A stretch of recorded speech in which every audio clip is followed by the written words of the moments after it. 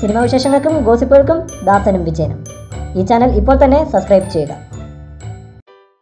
താരങ്ങൾ തമ്മിൽ ബോക്സ് ഓഫീസിൽ ഏറ്റുമുട്ടുന്നത് സ്വാഭാവികമാണ്.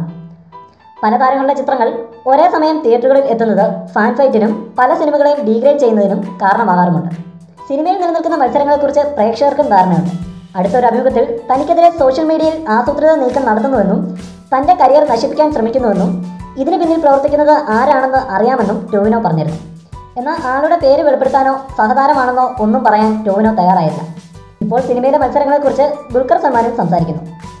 ആരോഗ്യകരമായ മത്സരങ്ങൾ നല്ലതാണെന്നും എന്നാൽ അത് സിനിമ ഇല്ലാതാക്കണം എന്ന് ആഗ്രഹിച്ചാവരുതെന്നും ദുൽഖർ പറഞ്ഞു. സിനിമയിൽ മത്സരം നല്ലതാണ്, പക്ഷേ അതൊരു സിനിമ ഇല്ലാതാക്കണം എന്ന് ആഗ്രഹിച്ചാവരുത്. ഒരുപാട് പേരുടെ സ്വപ്നവും പ്രതീക്ഷയുമാണ് ഓരോ സിനിമയും. എൻ്റെ മനസ്സിൽ പോസിറ്റീവ് മത്സരങ്ങളേ ഉള്ളൂ.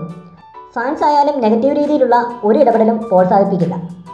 ചവിട്ടിത്താഴ്ത്തി ചീത്ത വിളിച്ച് സിനിമയ്ക്ക് പിന്നിലുള്ള അധ്വാനത്തെ ഇല്ലാതാക്കുന്നത് ഒരു തരത്തിലും അംഗീകരിക്കാൻ കഴിയില്ല.